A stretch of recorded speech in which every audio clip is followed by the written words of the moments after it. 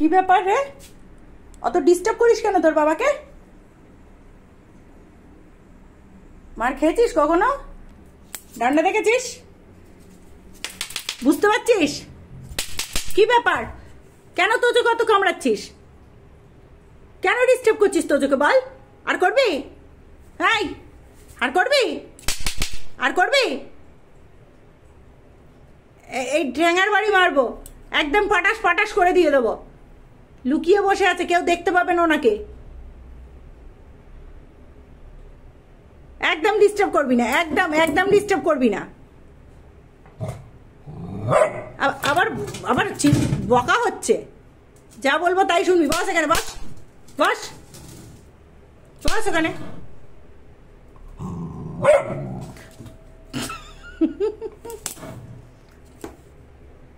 চুপ, একদম চুপ,